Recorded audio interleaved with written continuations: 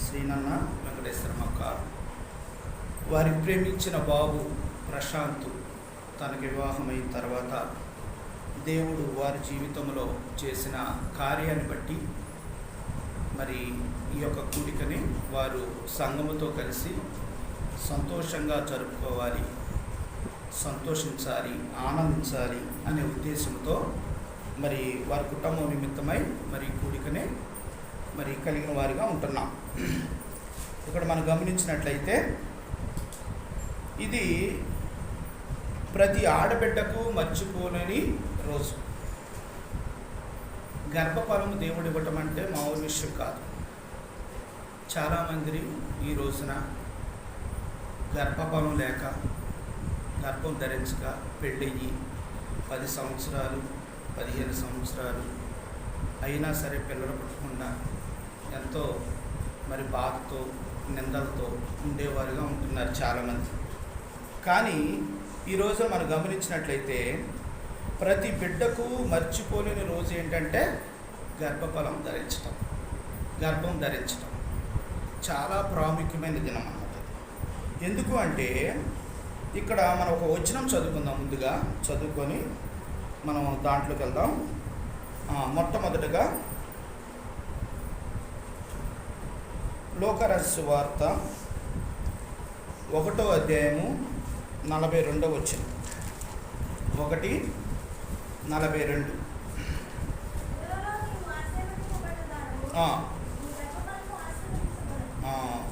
స్త్రీలలో నీవు ఆస్వాదించబడిన దారువు, నీ గర్భఫలమును ఆస్వాదింపబడును. దేవుని సాక్షిగా చిన్న ప్రార్థన చేస్తే,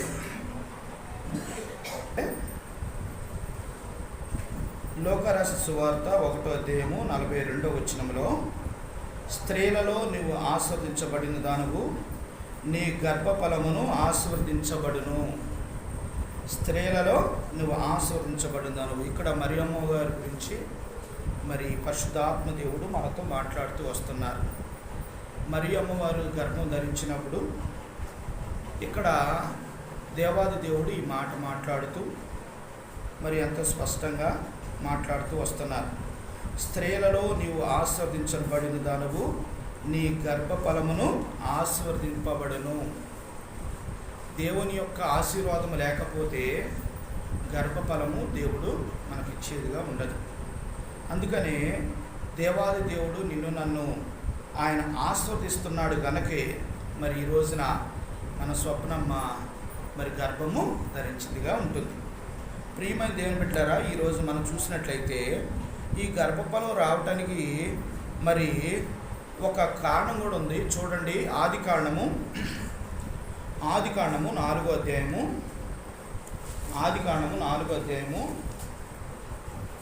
1వ వచనం చదువుదాం. ఆది కాండము 4వ అధ్యాయం.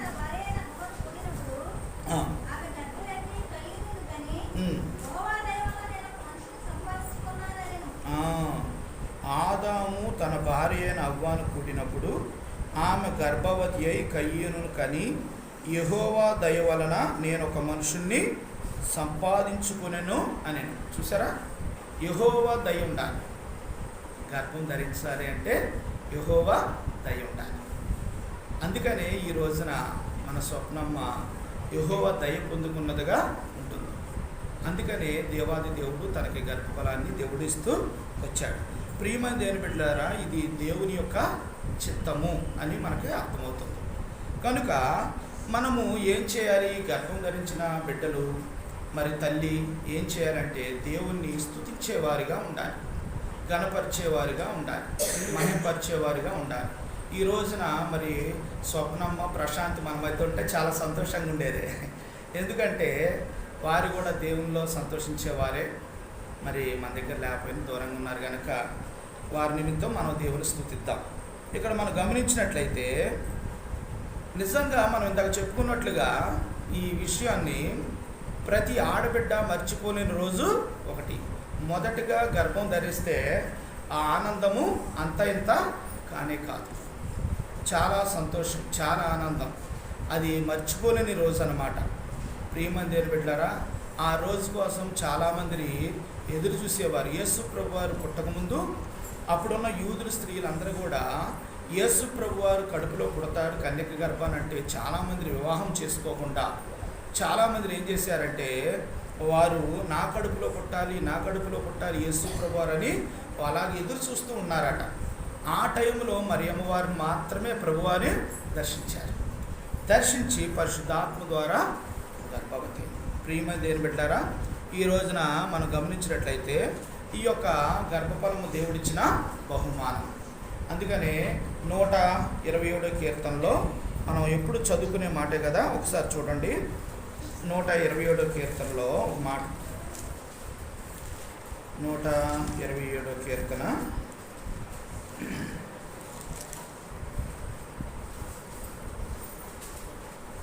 3వ వచనం చదువు.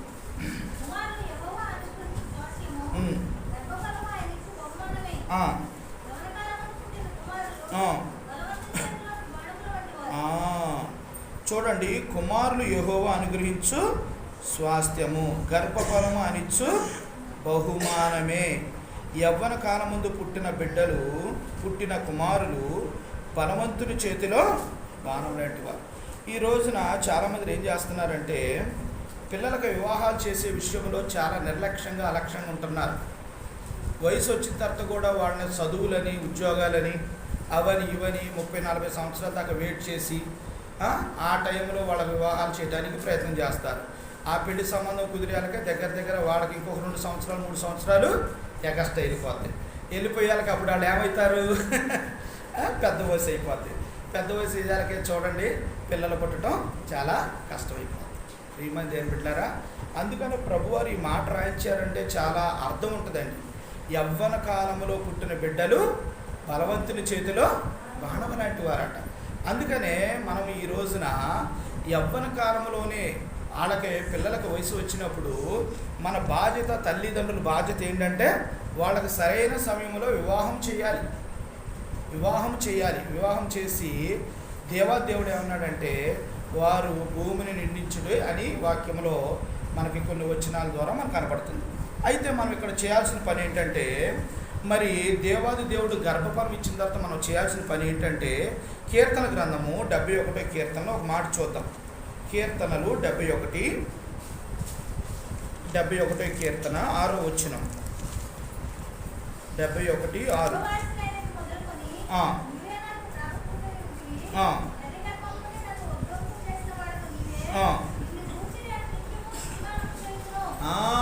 గర్భం ధరించిన తల్లిదండ్రులు మరి వారి బంధువర్గము రక్త సంబంధులు ఏం చేయాలట, దేవుని ఏం చేయాలి, నిత్యము దేవుని స్తుతించేవారిగా ఉండాలి, గణపరిచేవారిగా ఉండాలి, మహింపరిచేవారిగా ఉండాలి. అందుకని ప్రభువుని ఇక్కడ స్పష్టంగా చెప్తారు, తల్లి గర్భం నన్ను ఉద్భవించేవాడు నీవే, నిన్ను కూర్చి నన్ను నిత్యము స్తుతిగానము చేస్తాను. నిత్యము మనం ఏం చేయాలట, స్తుతిగానం చేయాలి. స్వప్నమ్మ మరి ప్రశాంత్ ఇద్దరు ఏం చేయాలంటే ఎప్పుడు కూడా దేవుడిచ్చిన ఆ బహుమానం కొరకు ఆ గర్భఫలాన్ని నిమిత్తము ఎప్పుడు ఏం చేయాలి, వాళ్ళు స్తుతిగానము, దేవుని స్తుతించేవారుగా, దేవుని ఆరాధించేవారుగా, దేవుని మహింపరిచేవారుగా మనం ఉండాలి. చాలామంది అలాగుంటారండి, దేవుణ్ణి ప్రక్కన పెట్టేవారుగా ఉంటారు. మనం అలా ఉండకూడదు, దేవుణ్ణి ఎప్పుడు కూడా మర్చిపోకూడదు. అందుకని కీర్తన 139 మరి 14లో కూడా ప్రభువు ఒక మాట అంటున్నారు, ఎలా స్తుతించాలో చెప్తున్నారు. చూడండి 139.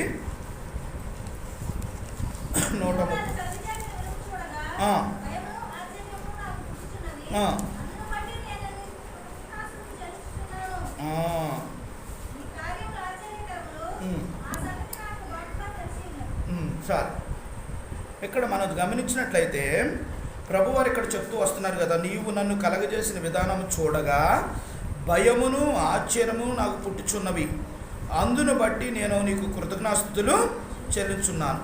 నీ కార్యములు ఆశ్చర్యములు, ఆ సంగతి నాకు బహుగా. ఆయన ఆశ్చర్య కార్యములు చేసేదే. అబ్రహాము శారాకి పెద్ద వయసు అయ్యారు, వారికి పిల్లలు లేరు. దేవుని దగ్గర వారిని మొరపెడుతూ ఉన్నారు. వారికి దగ్గర దేవుడు వాగ్దానం ఇచ్చిన తర్వాత 25 సంవత్సరాలు వాళ్ళకి పిల్లలు లేరు. పిల్లలు లేకపోతే దేవుని దగ్గర వాళ్ళు ప్రాధాయపడ్డారు. అయితే ఈ అంశం మళ్ళీ ఒకసారి మనం లాస్ట్లో ధ్యానం చేసుకునే వారిగా ఉన్నాం. ప్రియమైన దేవుని బిడ్డారా, మొట్టమొదటిగా దేవాది దేవుడు మనకి గర్భవాసినైన మనము ఏం చేయాలి అంటే, స్వాతమ్మ మరి వారి కుటుంబ సభ్యులు రక్త సంబంధులు ఏం చేయాలంటే, దేవుని ఏం చేయాలి, నిత్యము స్తుతిగానము చేసేవారిగా ఉండాలి, స్తుతించేవారిగా ఉండాలి, గణపరిచేవారిగా ఉండాలి, మహింపరిచేవారిగా ఉండాలని ప్రభు పేరిట మీకు మనవి చేస్తున్నాను. అలాగే ఇంకొక అనుభవం కూడా చూద్దాం. చూడండి, యెషయా గ్రంథంలో ఒక మాట ఉంటుంది. యెషయా గ్రంథము ఒక మాట చూద్దాం. 44వ అధ్యాయంలో ఒక మాట ఉంటుంది. యెషయా గ్రంథము 44వ అధ్యాయం 24వ వచనం. 44, 24.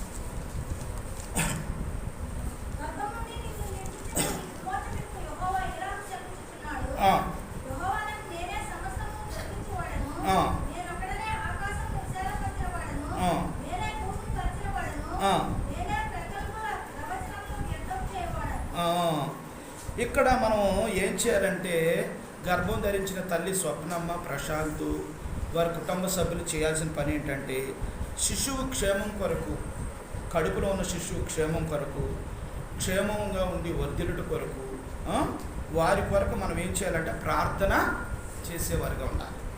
ప్రార్థన చేసేవారుగా ఉండాలి. బిడ్డ కొరకు మనం ఏం చేయాలి, ప్రార్థన చేసేవారుగా ఉండాలి. ప్రియమైన దేవుని బిడ్డలారా, ఈ రోజున నీవు నేను మనందరం కూడా ఏం చేయాలంటే, శిశువు కొరకు ఆ దేవాది దేవుని దగ్గర ఆ తల్లిదండ్రులు ఏం చేయాలంటే, వర్ధిల్లుట కొరకు ప్రార్థన చేసేవారికి ఉండాలి. అందుకని ప్రభు వారు ఇక్కడ అన్నారు, గర్భము నుండి నిన్ను నిర్మించిన నీ విమోచకుడు యెహోవాను ఇలాగూ సెలవిస్తున్నాడు. ప్రియమైన దేవుని బిడ్డలారా, దేవాది దేవుడు చెప్పిన మాటని మనం ఏం చేయాలంటే, తూచా తప్పకుండా నెరవేర్చేవారుగా ఉండాలి, మహింపరిచేవారుగా ఉండాలి. ఆయన చెప్పిన మాటని తూచా తప్పకుండా మనం జరిగించాలి. అందుకనే చాలామంది అన్యులు ఏం చేస్తారంటే, లోకానుసారంగా ఏం చేస్తారంటే, మరి ఈ పాపని కూర్చోబెట్టి మరి వాళ్ళు సంతోషించేవారుగా ఉంటారు. మరి అలాగే మనం కూడా మన బైబిల్ గ్రంథంలో చెప్పిన మాట ప్రకారంగా మనం చూసినట్లయితే, మనం ఏం చేయాలంటే, గర్భం ధరించింది మొదలుకొని గర్భము నుండి ఆ శిశువు ఆరోగ్యం కొరకు, క్షేమం కొరకు మనం ఎప్పుడు కూడా ఏం చేయాలి, ప్రార్థన చేయాలి. ప్రార్థన చేస్తే దేవాది దేవుడు ఆ ప్రార్థన ఆలకించేవాడిగా ఉంటాడు. ఇది దేవుడిచ్చిన బహుమానం కొరకు మనం ఏం చేయాలి, ప్రార్థన చేసేవారిగా ఉండాలని ప్రభు పేరిట మీకు మనవి చేస్తున్నాను. ఇది 2వ అనుభవంగా, 3వ అనుభవంగా మనకు కనపడుతూ వస్తుంది. అలాగే 4వ అనుభవంగా మనం చూసినట్లయితే ఇంకో మాట చూద్దాం. చూడండి, ఇంకో మాట చూద్దాం. యెషయా గ్రంథము ఇదే 44వ అధ్యాయం 4వ వచనం చదవండి.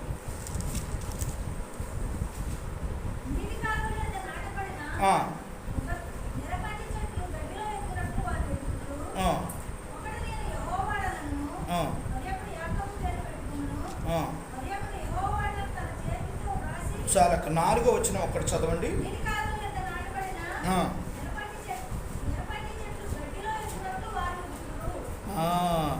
నీటి కాలువల యొద్ద నాటబడిన నివరంజి చెట్టు గడ్డిలో ఎదిగినట్లు వారు ఎదుగుదురు.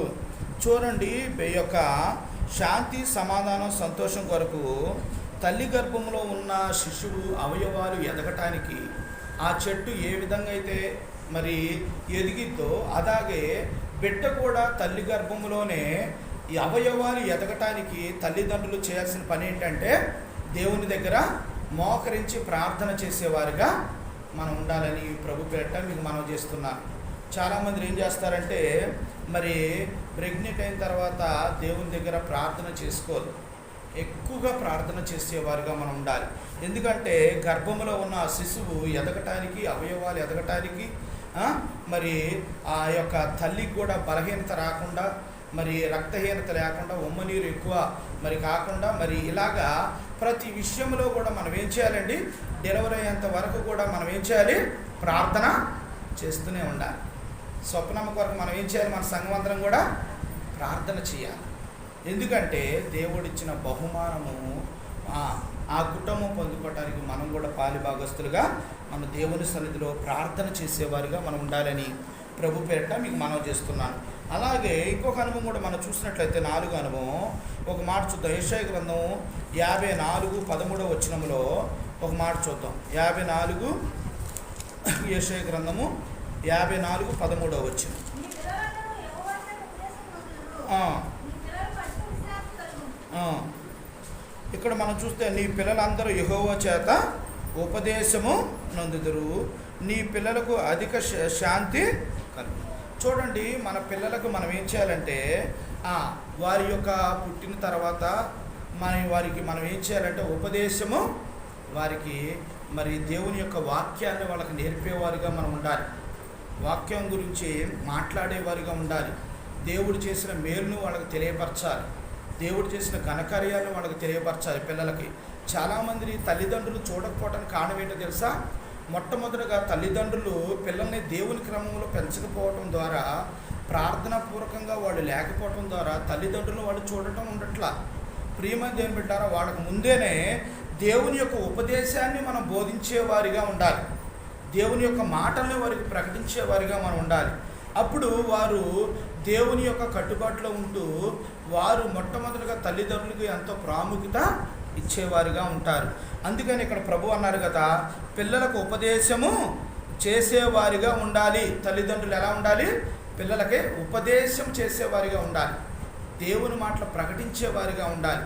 మరి ఈ రోజున స్వప్నమ్మ ప్రశాంతే కాదు కానీ నీవు నేను మనందరం కూడా మన పిల్లలో మరి దేవుడు మనకు బహుమానాలు ఇచ్చారు కనుక మన పిల్లలకు కూడా మనం ఏం చేయాలి? మనం ఉపదేశం చేయాలి. దేవుని గురించి చెప్పాలి. దేవుడు మనకు చేసిన మేలుని గురించి చెప్పాలి. మనం ఒకప్పుడు ఎలా ఉన్నావు నాన్న, దేవుడు నన్ను నిన్ను ఇలా రక్షించుకున్నాడు, ఇలాగ ఆయన మన కొరకు ప్రాణం పెట్టాడు, సమాధి చేయబడ్డాడు, తిరిగి సజీవుడిగా లేచాడు అని నీవు నేను మనం ఏం చేయాలి? ప్రభు గురించి బిడ్డలకి ప్రకటించేవారిగా మనం ఉండాలి. మరి దేవుణ్ణి గణపరిచే బిడ్డగా వారిని మనం పెంచేవారిగా ఉండాలని ప్రభు పేట మీకు మనవి చేస్తున్నాను. అంతేకాకుండా 5వ అనుభవం కూడా మనం చూసినట్లయితే ఒక మాట చూడండి. 5వ అనుభవంలో లోకరాజు సువార్త మనం చదువుకున్న మాటలో ఒక మాట చూద్దాం. లోకరాజు సువార్త 1వ అధ్యాయము 41వ వచనం చదువు. ఎలిజబెతు మరియకు వందనవసరం తినగానే ఆమె గర్భములో శిశువు బ్రతుకు వేసెను. అంతట ఎలిజబెతు పరిశుద్ధాత్మతో నిండుకొన్నదై బిగ్గరగా అట్లెను. చాలా ఇక్కడ గర్భంలో ఉన్న శిశువు పరిశుద్ధాత్మతో నింపబడాలి. ఎలా ఉండాలండి? గర్భములో ఉన్న శిశువు పరిశుద్ధాత్మ శక్తి పొందుకోవాలి. చూడండి, చాలామంది మరి కడుపులో ఉన్న శిశువు మన మాటలు వింటాడా? ఆధారాలు ఏమైనా ఉన్నాయా? కడుపులో ఉన్న శిశువు వింటాడా? ఇక్కడ మనం చూసినట్లయితే ఇక్కడ 39వ వచనం కూడా చదవండి.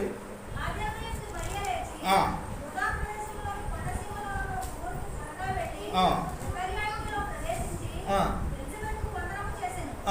ఎలిజబెతు మరియ యొక్క వందనము తినగానే ఆమె గర్భములో శిశువు బ్రతుకు వేసెను. అంతట ఎలిజబెతు పరిశుద్ధాత్మతో నిండుకొన్నదై బిగ్గరగా అట్లెను. అది చూసారా? ఇక్కడ మరియమ్మ వారు గర్భం ధరించినప్పుడు పరిశుద్ధాత్మ ద్వారా ఆమెకు ఎన్నో అవమానాలు జరిగినాయి. ఎన్నో అవమానాలు అంటే ఆమె పెళ్లి కాకుండా గర్భవతి అవ్వటం ద్వారా ఆమెను ఎంతోమంది అవమానపరిచారు. ఈమెకి గర్భం ఎలా వచ్చింది, ఏమో పాపం చేసిందేమో, ఏమో తప్పు చేసిందేమో అంటుంటే ఆ మాటలు తట్టుకోలేక మరియమ్మ వారు దూర ప్రాంతంలో ఉన్న ఎలిజబెత్ అమ్మగారింటికి ఆమె దగ్గరికి వెళ్ళటానికి, అడవి ప్రాంతంలో ఉంటుంది ఎలిజబెత్ గారు, ఆ ఎలిజబెత్ గారింటికి వెళ్ళారు.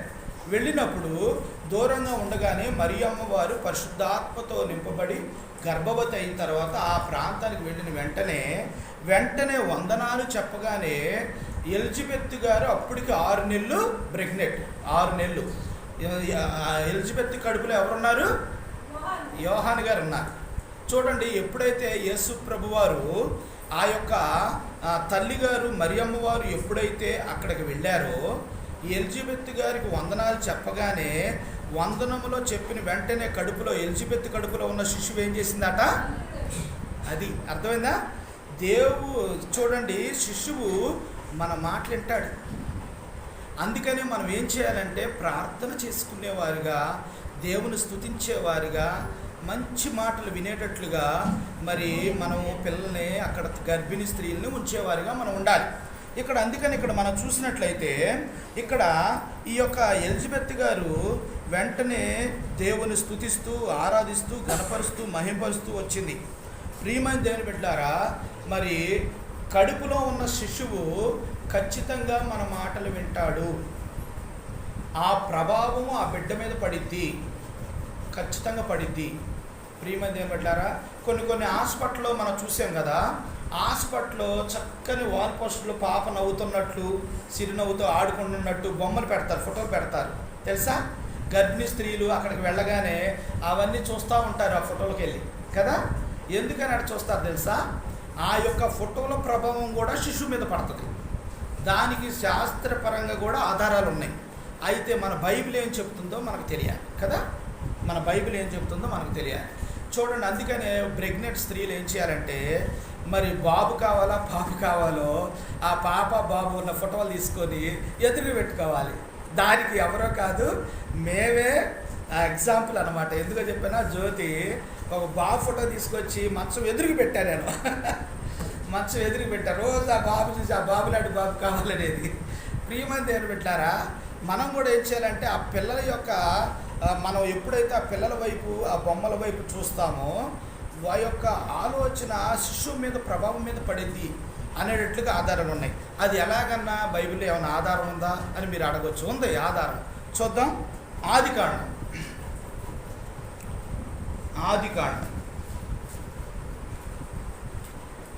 30వ అధ్యాయం. ఆదికాండము 30వ అధ్యాయం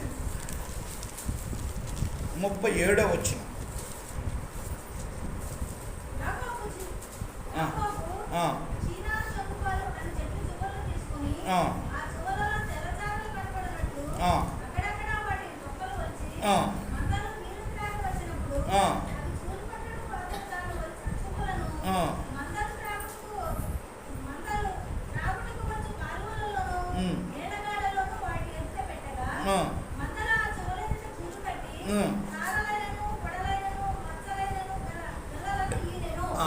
చూసారా, అర్థమైందా మీకు? యాకోబు మన ఇశ్రాయేలు తండ్రి. ఆయన వాళ్ళ మామగారి దగ్గరికి వెళ్ళాడు. వాళ్ళ మామగారి దగ్గర కొలువు చేస్తున్నాడు, పని చేస్తున్నాడు. పని చేసిన తర్వాత వాళ్ళిద్దరికి ఒక ఒప్పందం కుదిరింది. మామగారు, ఎంతకాలం నేను నీ దగ్గర చేస్తాను, ఒక పని చేయండి, మీరు నాకు జీతం ఇవ్వండి. ఎలాగిస్తారంటే, మరి ఈ యొక్క గొర్రెల్ని మేకల్ని పంచుకునే విధానాన్ని యాకోబు చెప్తాడు. ఎలాగంటే, సారలో పొడలు ఉన్నాయేమో నాయి, మామూలు కలర్ ఉన్నాయేమో మియ్యి, అలా మనం పంచుకుందాం, రెండింటిని నేనే కాస్తాను అని అంటాడు యాకోబు వాళ్ళ మామతో. సరే అలాగే అంటే యాకోబు చాలా తెలివిగా ఏం చేశాడంటే, గబగబా పైకెత్తుకుని వెళ్ళి చూడండి ఇక్కడ ఏం చేశాడట. ఈ మాట మరొకసారి చదువుదాం. 37వ వచనంలో మరొకసారి చదువుదాం మాట. యాకోబు చినారు జంగి సాలు అను చెట్ల సువ్వలను తీసుకొని ఆ చెవులలో తెల్లసార్లు కనపడినట్లుగా అక్కడక్కడ వాటి తొక్కలు ఒలిచాను. అంటే సువ్వలు, బారాడి సువ్వలు తీసుకొని మధ్యలో తోలు తీశాడు. తోలు తీస్తే సార్లుగా ఆ సువ్వలు కనపడుతున్నాయి. అవి ఏం చేశాడంటే, ఆ సువ్వలు తీసుకెళ్ళి గొర్రెలు మేకలు తాగే ఆ కాలువ దగ్గరికి వెళ్ళి ఆ యొక్క కాలువలో అడుగు భాగాన్ని పెట్టాడు. అడుగు భాగాన్ని పెట్టినప్పుడు ఈ యొక్క గొర్రెలు మేకలు అక్కడికి వెళ్ళి నీళ్లు తాగినప్పుడు ఆ సార్ల వైపు చూసేవి. ఎవరు? ఈ గర్భం దాల్చిన గొర్రెలు మేకలు ఇవన్నీ కూడా చూసేవి. చూసినప్పుడు ఆ యొక్క అలాంటి సార్లు ఉన్న గొర్రెల్ని ఆ మేకలో అవి ఈదినట్టుగా మనం ఇక్కడ స్పష్టంగా ప్రభువారు మనతో మాట్లాడుతూ వస్తున్నాడు. అందుకనే చూడండి, ఇక్కడ యాకోబు ఇక్కడ చూడండి 38, మందలు ఆ నీళ్లు త్రాగ వచ్చినప్పుడు అవి చూలు కట్టుటకు అతడు తాను ఒలిచిన చువ్వలను మందలు త్రాగుటకు వచ్చు కాలువలో నీళ్ల గాళ్ళలోనూ వాటి ఎదుట పెట్టగా మందలు ఆ చువ్వల ఎదుట చూలు కట్టి చారలైనను పొడవలైనను మచ్చలైనను గల పిల్లలను ఈదెను. అర్థమైందండి? నీకే బాబు కావాలి, ఏ పాప కావాలి అనేది నువ్వు ముందుగానే దేవుని దగ్గర అడుగు, ప్రభుని అడుగు. ప్రభువా నాకు బాబు కావాలి, ప్రభువా నాకు పాప కావాలి, ఈ అన్నంతో కావాలి, ఎలా ఉండాలి, ఎలా రూపురాకలు ఉండాలన్నారు. ఇవన్నీ అనాలి అంటే మనం ఏం చేయాలంటే, గర్భిణీ ఉన్న స్త్రీలు ఏం చేయాలంటే, స్వప్నమ్మ, ప్రశాంత్ ప్రార్థన పరులు అవ్వాలి. బాగా ప్రార్థన చేయాలి. ప్రార్థన చేసినప్పుడు కడుపులో ఉన్న బిడ్డ ఆ యొక్క ప్రార్థనకి ఏకీపిస్తారు. మీకు తెలిసే ఉంటుంది, మన తమ్ముడు సాగర్ తెలుసుగా మీకు. సాగరు ఆ పాప ప్రెగ్నెంట్ అయిన తర్వాత వీళ్ళిద్దరు కూడా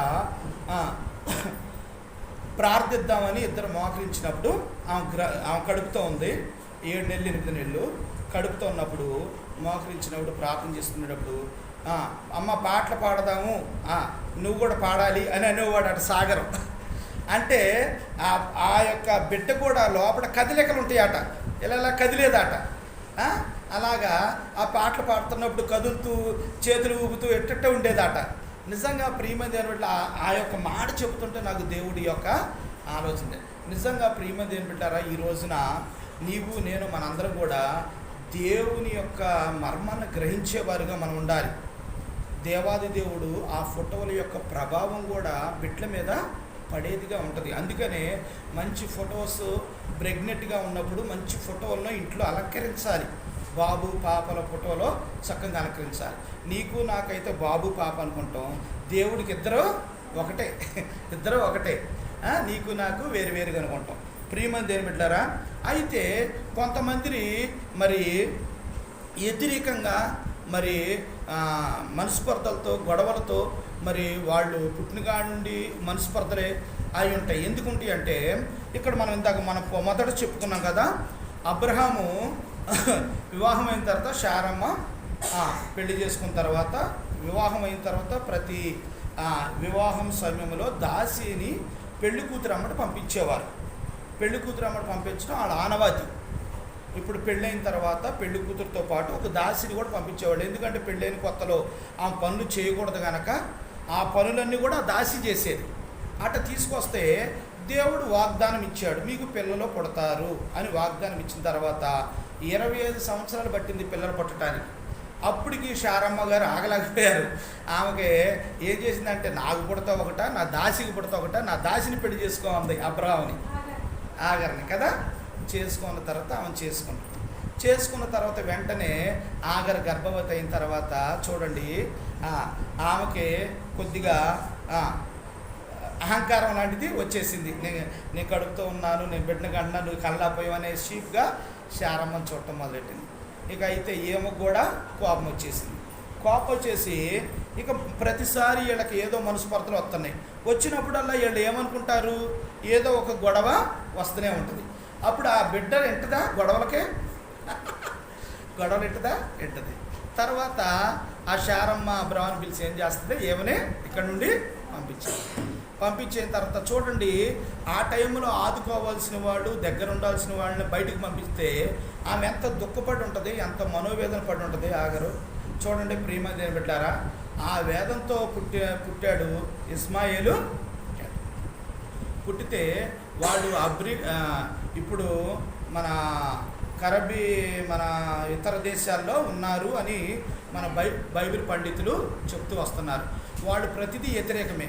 మనం ఇటు పక్క నుండి రాస్తుంటే వాళ్ళు ఇటు పక్క నుండి రాస్తారట.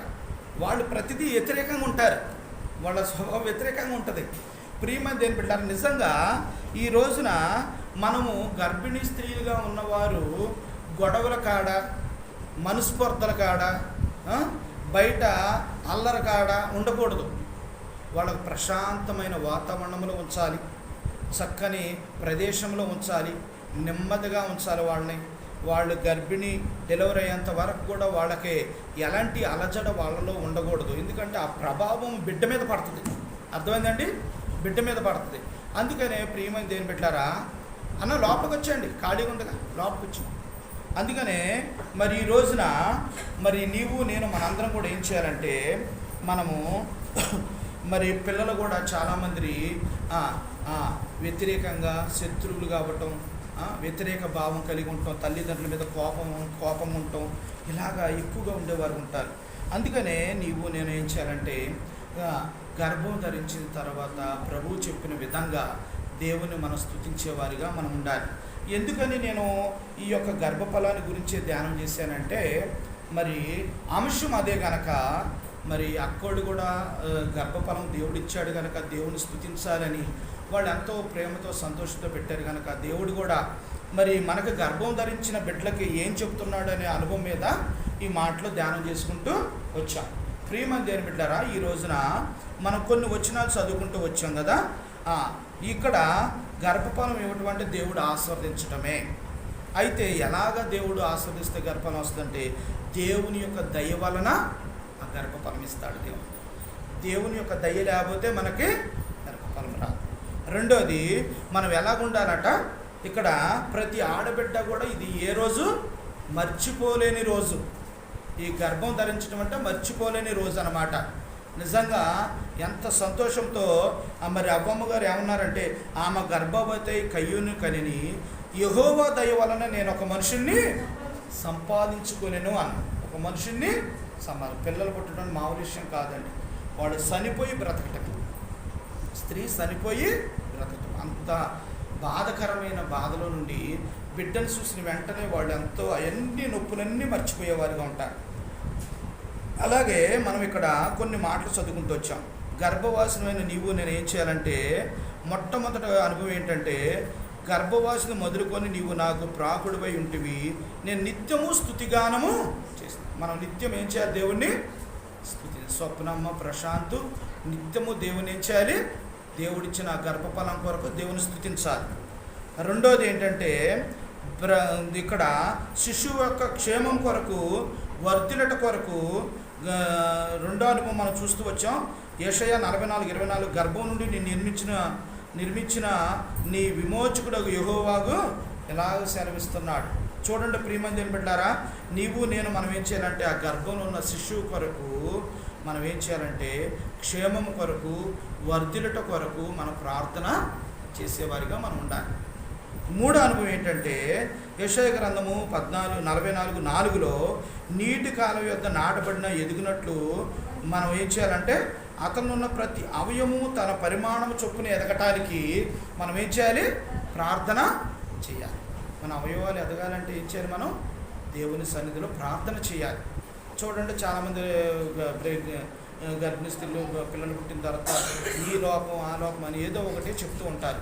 అంటే మనం ప్రార్థన పూర్వకంగా ఎప్పుడైతే దేవుని దగ్గర అడుగుతామో, దేవుడు చక్కని కుమార్తెను కానీ, కుమారుడు కానీ, బాబును కానీ, పాపను కానీ మనకు దేవుడు అనుగ్రహిస్తూ వస్తాడు. నాలుగో అనుభవం ఏంటంటే, దేవునికి చూడండి, నీ పితరులు యెహోవా చేత ఉపదేశము, నీ పిల్లలందరూ కూడా ఏం చేస్తారట? ఉపదేశము నొందుతారట. మనం ఏం చేయాలంటే, మన కడుపులో ఉన్న బిడ్డలు ఉన్నప్పుడే మనం దేవుని మాటలు మనం ప్రకటిస్తూ ఉండాలి. దేవుని యొక్క గురించి తెలియపరుస్తుండాలి. బిడ్డలు వింటారు, ఖచ్చితంగా వింటారు. మనకు తెలియదు అనుకుంటాం. గర్భిణీ స్త్రీలు చాలామంది మరి జ్యోతి ద్వారా చెప్పడం నేను అన్నాను. మనం ఏదైనా సంతోషంగా మాట్లాడినప్పుడు కడుపు చేసుకొని మాట్లాడండి, తంతుంటాడు, ఇలాగే అంటుంటాడు. ప్రియమైన దేవుని బిడ్డలారా, స్పందిస్తాడనమాట. అందుకని గర్భిణీ స్త్రీలు ఉన్నప్పుడు మనం దేవుని యొక్క మాటల్ని మనం ఏం చేయాలి? ఉపదేశంగా మనం బోధించాలి. పిల్లలు పుట్టిన తర్వాత కూడా వాళ్ళకి దేవుని యొక్క సువార్తను ప్రకటించేవారిగా మనం ఉండాలి. తర్వాత ఐదో అనుభవం ఏంటంటే, గర్భంలో ఉన్న శిశువు పరిశుద్ధాత్మతో నింపబడులాగిన మనం ఏం చేయాలి? ప్రార్థన చేసేవారు ఉండాలి. పరిశుద్ధాత్మ శక్తితో నింపబడాలి అంటే మనం ఏం చేయాలంటే, ఇక్కడ ఎలిజబెత్ గారు కూడా చూడండి, మనం చదువుకుంటాం. ఎలిజబెత్ ఆమె గర్భంలో శిశువు గంతులు వేసెను, పరిశుద్ధాత్మతో నిండుకునేదై మరి ప్రార్థన చేశాను. చూసారా, నిజంగా పరిశుద్ధాత్మతో నిండబడాలి అంటే మనం ఏం చేయాలంటే, దేవుని సన్నిధిలో ప్రార్థన చేసేవారిగా ఉండాలి. గర్భిణీ స్త్రీలే కాదు, వారి యొక్క తల్లిదండ్రులు, వారి రక్త సంబంధులు కూడా స్వప్న కొరకు, ప్రశాంతి కొరకు మనం ఏం చేయాలి? ప్రార్థన చేసేవారిగా మనం ఉండాలి. అలాగే మనం 3 అనుభవాలు చూస్తూ వచ్చాం కదా, ఇప్పుడు వరకు మరి 5 అనుభవాలు చూస్తూ వచ్చాం. అలాగే 3 సాదృశ్యాలు చెప్తూ వచ్చాం. ఒకటి, మరి పుట్టబోయే శిశువు మన మాటలు వింటాడు అంటానికి ఎలిజబెత్ మరియమ్మ వారిని సాదృశ్యంగా దేవుడు చూపిస్తూ వచ్చాడు. ఎప్పుడైతే మరియమ్మ వారు ఎలిజబెత్ అమ్మ దగ్గరికి రాగానే వెంటనే కడుపులో ఉన్న శిశువు ఆనందంతో గంతులు వేసిందట వందనాలు చెప్పగానే. అలాగే ప్రియమంది ఏం బిడ్డారా, మనం కూడా దేవుని యొక్క పరిశుద్ధాత్మతో నింపబడే బిడ్డలుగా మరి మనం కూడా ప్రార్థన చేయాలి. మరి తర్వాత రెండో అనుభవం చూస్తూ వచ్చాం. ఫోటోలో చూసినప్పుడు పిల్లలకి ఆ ఫోటోల యొక్క ఆ యొక్క ప్రభావము బిడ్డ మీద పడుతుంది అనేది మనం చూస్తూ వచ్చాం. నీకు పాప బాబు ఫోటోలో ఎదురు పెట్టుకున్నప్పుడు అలాంటి బాబు అలాంటి పాపే దేవుడు నాకు ఇవ్వాలి అనేది మనం ఆలోచించి చేస్తూ ఆ బాబుని చూసినప్పుడు ఆ ప్రభావము తల్లి గర్భంలో ఉన్న శిశువు మీద పడుతుందట. అర్థమైందండి? ఇది మనము యాకోబు గారు ఆ యొక్క సాధు ఉదాహరణగా గొర్రెలు మేకల గురించి దేవుడు మనకు ఎంత స్పష్టంగా అవి ఆ సారలు చూసే సారలు ఉన్న ఆ పిల్లల్నే ఈదిని ఆట. అర్థమైందండి? ఇది మరి 3 అనుభవం. 4 అనుభవం, ఈ యొక్క ఇస్మాయేలు ఎలా తయారాడ? వ్యతిరేకంగా తయారాడు. ఎందుకంటే అతను పుట్టిన కడుపులో ఉన్న కానుండి గొడవలే కదా, శారమ్మకి ఆఖరికి గొడవలో మరి అబ్రహం తీసుకెళ్ళి వదిలేయటం, ఆమె అక్కడికి వెళ్ళి ఏడవటం, ఆ ఏడుపు అంతా మరి తినటం ఎంత కూడా ఆ బిడ్డ కడుపులో ఉండి. అందుకనే గొడవల కాడ మరి తల్లి గర్భిణీ స్త్రీలు ఉన్నోళ్ళు గొడవలు మరి గట్టిగా మాట్లాడే కాడ విభేదాలు ఉన్న కాడ పిల్లలను గర్భిణీ స్త్రీలు ఉంచకూడదండి, ప్రశాంతంగా ఉన్న ప్రాంతం. అందుకని మరియమ్మ వారు ఏం చేశారు, తెలివిగా వాళ్ళ బంధువైన ఎలిజబెత్ గారి ఇంటికి వెళ్ళి కొండ ప్రాంతానికి అడవి ప్రాంతానికి వెళ్ళిపోయింది. వీళ్ళ గురించి ఆలోచించకుండా దూరంగా వెళ్ళిపోయి ఆ యొక్క బంధువుల ఇంటికాడ ఎలిజబెత్ అమ్మ దగ్గర ఉంది. ప్రియమంది ఏం పెట్టారా, ఈ రోజున నీవు నేను మనందరం కూడా చేయాల్సిన పని ఏంటంటే, యేసుక్రీస్తు వారు దేవుడిచ్చిన బహుమానము, మరి ప్రశాంత్ స్వప్నకి దేవుడిచ్చిన బహుమానం ఏంటంటే గర్భఫలం. ఆ గర్భఫలం గురించి పాప చక్కని డెలివరీ కొరకు, మంచి ఆరోగ్యం కొరకు మనం ఏం చేయాలండి, నిత్యము ప్రార్థన చేసేవారిగా ఉండాలి. ప్రియమంది ఏం పెట్టారా, యేసు ప్రభువారు ఎంతో వేదనలో ఎంతో బాధలో నిజంగా ఆయనకి పుట్టడానికి ప్లేస్ కూడా ఆయనకు దొరకని పరిస్థితి. యేసు ప్రభువారు నీ కొరకు నా కొరకు ఈ భూలోకంలో ఆయన పుట్టి ఎక్కడ పెట్టారు తెలుసా, పుట్టిన తర్వాత ఆ ఎర్రట మట్టిలో ముందుగా పండుకోబెట్టారట. అక్కడ ప్లేస్ లేక ఆయన్ని ఎంతో దీనస్థితిలో పెట్టారట. నిజంగా ప్రియమంది ఏం బిడ్డారు, దేవుడు నీకు నాకు ఎంతో సౌకర్యం కలిగించాడు, ఎంతో ఆనందించాడు, చక్కని డాక్టర్ని ఇచ్చాడు. మరి మనం ముందుగానే మంచి డాక్టర్ని ఎన్నుకోవాలి, చక్కగా ట్రీట్మెంట్ చేయించుకోవాలి, ప్రభు సన్నిధిలో ప్రార్థన చేసుకోవాలి, దేవుని స్తుతిస్తూ రావాలి. దేవుడి చెప్పిన మాటలన్నింటినీ కూడా తలపోసుకుంటూ వారి కొరకు వారి కుటుంబం కొరకు ప్రార్థించాలి. మరి ఇక్కడ ఉన్న వారందరూ కూడా మరి దేవుని యొక్క రక్షణ పొందితే మంచిదే. రక్షణ పొందకుండా మరి దేవుడు మనకి ఇలాంటి కార్యాలు చేయడండి. అందుకని ప్రభు సన్నిధిలో నీవు నేను మనం ఏం చేయాలి, రక్షణ పొందాలి.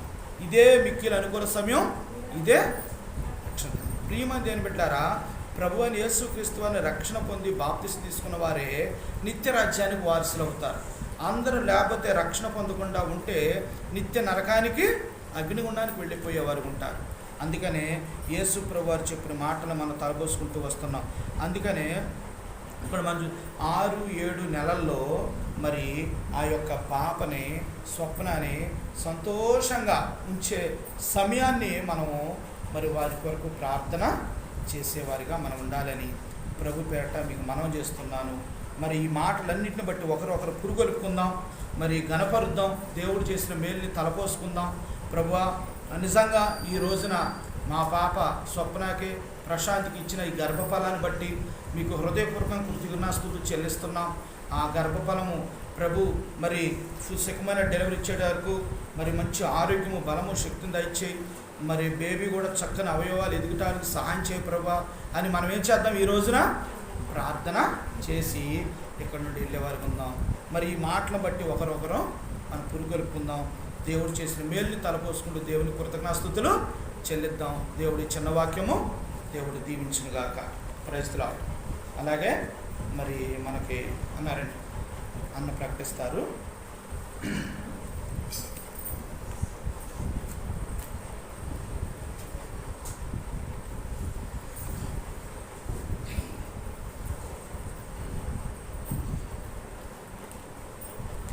చెప్పబడిన మాటలు తలపోసుకుంటూ ప్రార్థన చేద్దాం. తర్వాత ప్రకటనలు ఉంటాయి. ప్రకటన అనంతరము మనకి గ్రామం కూడా ఉంది, గమనించవలసిందిగా రేవుపేట మీకు మనవి చేస్తున్నాం. వాక్యం కొరకు బ్రదర్ని ప్రార్థన చేస్తాడు. ఆ తర్వాత ప్రకటనలు విని మనం ఆశీర్వాదాలతో కోరికలు ముగించుకుంటాం.